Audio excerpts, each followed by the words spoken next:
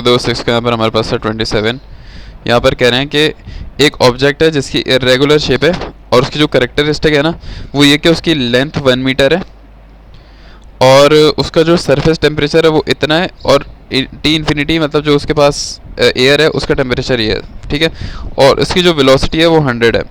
कह रहे हैं इसका जो हीट फ्लक्स है वो 20,000 है। मतलब एक ऑब्जेक्ट है उसकी सारी प्रॉपर्टी दी हुई है, क्यू पता है, टी एस पता है, टी इन्फिनिटी पता है, लेंथ पता है आपको और वेलोसिटी पता है।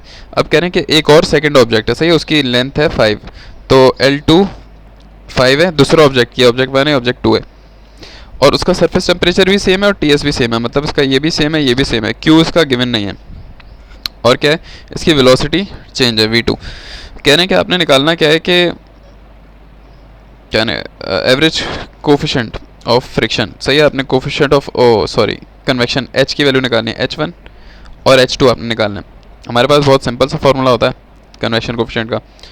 तो यहाँ पर इरेगुलर शेप है, दोनों की सारी प्रॉपर्टीज सेम है तकरीबन लेंथ वगैरह के अलावा। तो अब ये कैसे सॉल्व करेंगे, ये देखो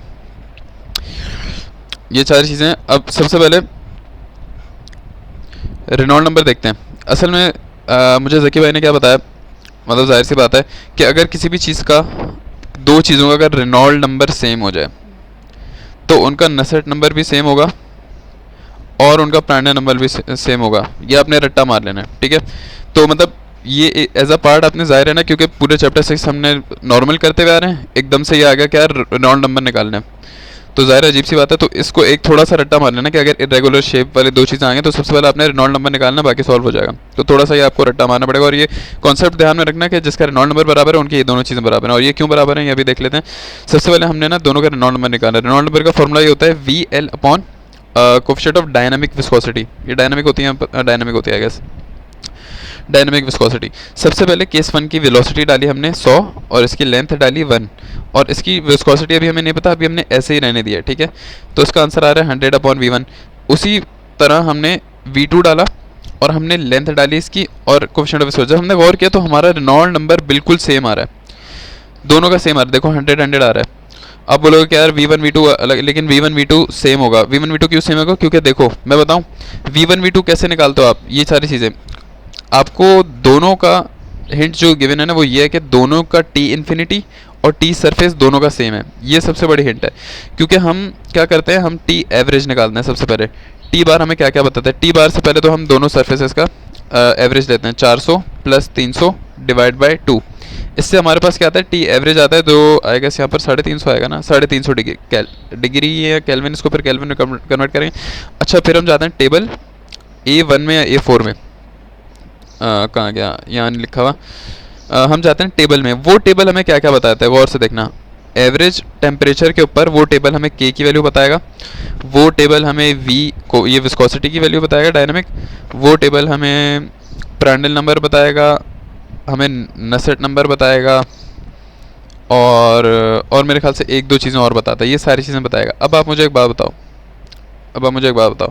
जब हमारे पास दो इरेगुलर शेप्स हैं, जब उनका दोनों का T S T infinity same है, मतलब दोनों का टी बार भी सेम है, तो मतलब दोनों का अगर टी बार सेम है, ये 1 के लिए भी है, ये केस 2 के लिए भी है, तो दोनों का के भी सेम है, दोनों का वी भी सेम है, दोनों का नसेट नंबर भी सेम है, प्रांडल नंबर भी सेम है और बाकी एक दो चीज़ जो बची थी वो भी सेम है। तो दोनों का वी क्या है, सेम है। तो इसका मतलब ये हुआ कि दोनों का वी भी आपके पास सेम है। लेट से कि 10 है, से लेट से, तो आपके पास दोनों का रेनॉल्ड नंबर आ रहा है 10, दोनों का रेनॉल्ड नंबर 10 आ रहा है, ठीक है। और रेनॉल्ड नंबर सेम हो गया तो नसेट नंबर भी सेम है और प्रांडल नंबर भी सेम है। ये कंफर्म करना ना कि इससे नसेट और प्रांडल नंबर निकलता है या नहीं टी बार से, ये एक बार कंफर्म कर लेना। लेकिन ये चीज़ हमेशा याद रखना, ठीक है, ये चीज़ याद रखना। तो हमारे पास जब दोनों चीज़ें सेम आ गई तो भाई हमने बोला दोनों का नसेट नंबर सेम होगा, तो हमने क्या किया, दोनों का नसेट नंबर को इक्वेट कर दिया कि n set number of 1 is equal to n set number of 2। N set number का फॉर्मूला याद रखना ना, अभी हमने पिछले क्वेश्चन नंबर 14 पढ़ा था, उसमें आपके पास फॉर्मूला होता है HL अपॉन के। अगर डायमीटर आएगा तो HD अपॉन के हो जाएगा, ठीक है। इसी तरह HL अपॉन के। अभी हमने देखा कि जब TS और T बार सेम है तो यहाँ चार्ट से हमें K भी निकलता है, दोनों का K हमारे पास सेम है, दोनों शेप्स का K से K कट जाएगा। लेंथ हमें दोनों की पता है, एक की आएगा 100 है, एक की 5 है, तो यहाँ से आपके पास एक रिलेशन बनेगा इस तरह से। यहाँ से कैसे बनेगा रिलेशन, H2 बराबर हो गया 0.2 H1 के। एक आपके पास इक्वेशन सी ये आ गई। दूसरी देखो, आपको आपने गौर किया होगा कि इस सवाल में पहले वाले के लिए आपको Q की वैल्यू गिवन है, तो आप आराम से पहले वाले के लिए फ्लक्स निकाल सकते हो। पहले वाले का flux Q double dash sorry given है आपको, तो H T S minus T infinity से आप पहले वाले के लिए निकाल सकते हो। Q आपको गिवन है आई गेस 20,000 है, divide by T surface minus T infinity, तो यहाँ से आपके पास h की वैल्यू आ जाएगी। देखो सेम आपने चीज़ यूज़ की हुई है, यहाँ से आपके पास h की वैल्यू आई, इस h की वैल्यू को यहाँ डालोगे तो आपके पास उसकी भी वैल्यू आ गई, दूसरे h की। सिंपल सवाल है, बहुत आसान सा है। एक चीज़ बस आपने गौर करनी है कि ये देखो ये चीज़ तीनों सेम रहेंगी, और मेन मेरे ख्याल से ये नहीं है कि रेनॉल्ड नंबर सेम रहेगा। मेन मेरे ख्याल से कौन सा भी है कि अगर आपका टी बार सेम है, अगर आपका दोनों का टी एवरेज सेम है दोनों बॉडीज़ का, तो आपके पास ज़ाहिर है सारी चीज़ें सेम रहेंगी। और मेरे ख्याल से यहाँ से आप रेनॉल्ड नंबर भी निकाल सकते हो टी एवरेज पर। ठीक है, टेबल से टेबल A1 यूज़ करते हैं, टेबल A4 यूज़ करते हैं, देख लेना, मैंने आज तक इसमें अभी यूज़ तो नहीं किया है। आसान सवाल है।